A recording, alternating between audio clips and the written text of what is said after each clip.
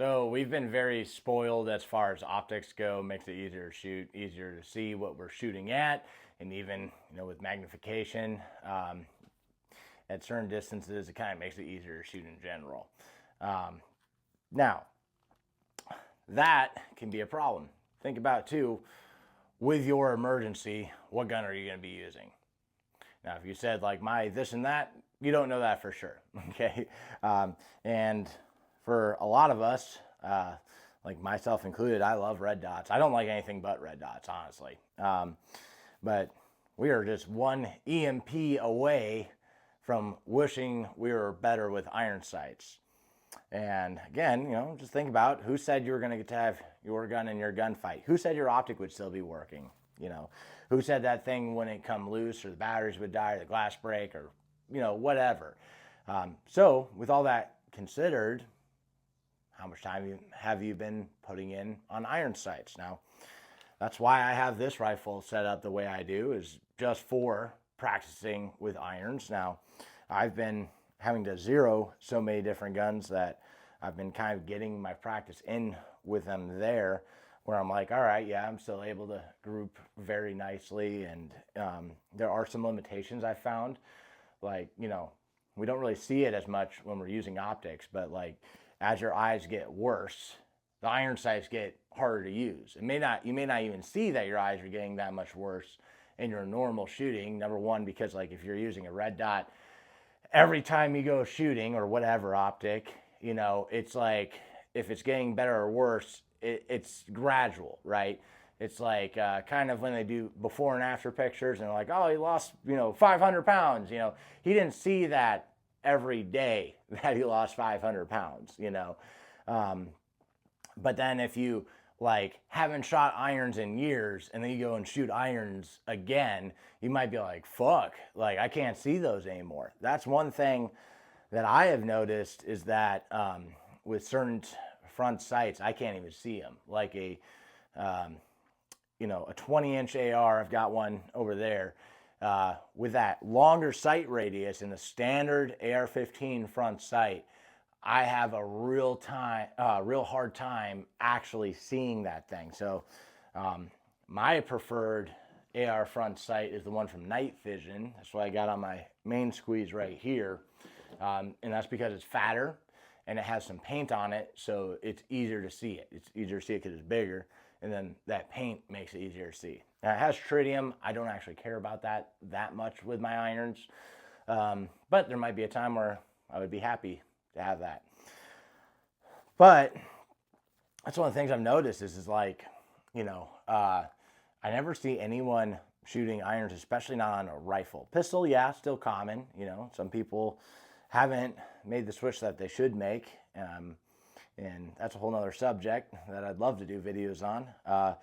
But pistol, it's still pretty common to see people shooting irons. Rifle, it just really isn't. So not saying you have to go out and get a new upper or a new rifle just to practice shooting iron sights with, but like you should be practicing with those backup sights you have.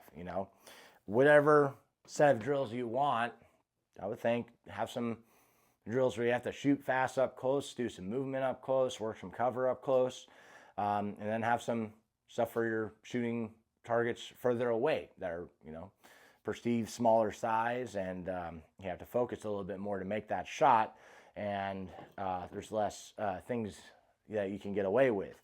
So like with this gun, I've got that larger front sight, and then built into the mount is the rear sight.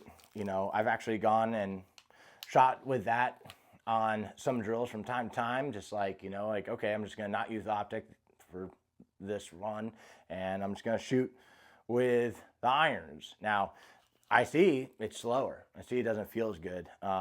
But like I also see I'm still making the hits. And then also, one of the things with the irons is like, you're trying to focus so much on like keeping everything aligned and trying to see everything perfectly clear, kind of like let go a little bit, like push into that uncomfortable territory and just see what happens. Kind of experiment with it a little bit.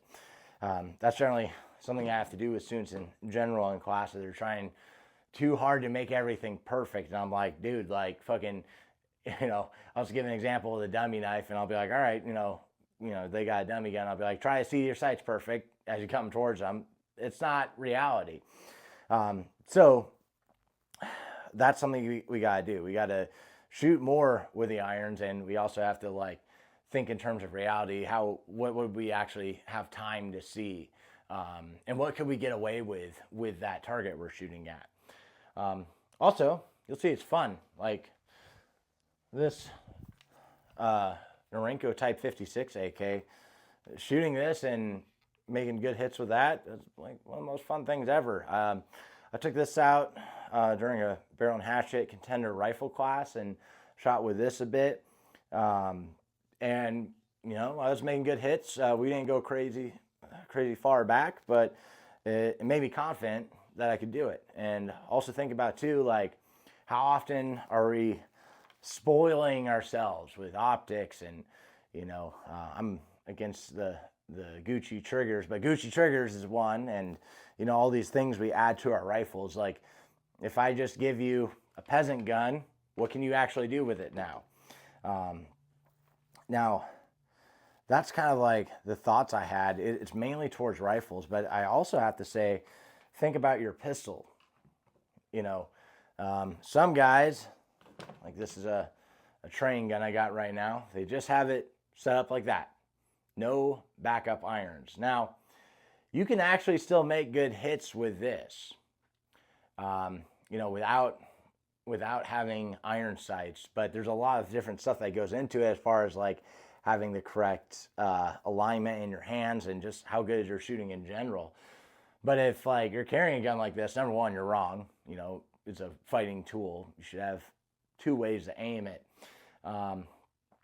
two actual sets of sights. But like you should turn that optic off and see how well you do. And also, you could just get mud on both sides. So you should probably make some time doing that. Now for like your carry gun also, turn off that optic, use those irons, see how effective you are with them. Like one thing I've seen a lot of people do with the iron sights, the backup sights on their pistol, is they get the most minimal ones possible. Now I followed that advice when I first got into red dot pistol, and for myself, no fucking way. Because I can barely see those with glasses on. Now, if my glasses were fogged up or off my face or broken or whatever, and I didn't have the aid of my, fucking ACOGs I got mounted to my face, then there's no seeing those sights at all. Like they might as well have not even been there. So that's where I like from XS sights, either like I got in here on my carry gun, instead of XS big dots, or their F8s are really nice too. They're bigger, right? You can see them. And some people will be like, oh, that distracts you from seeing the red dot and all that. It's like, no, it really doesn't. Like if you're practicing good target focus, it's not an issue. And there's actually things where when we get into shooting on the move and you're losing your dot, where it's actually really nice having a big front sight where you can be like, okay, my dot went out of the window somewhere over here, but I see my front sight's right here. And because I've shot enough with it, I understand where my dot is even when it's out of the window. So that's another subject before I make this video too long. But yeah, just put in some work with iron sights. And again, just think like your gunfight that you get into might be with something like this.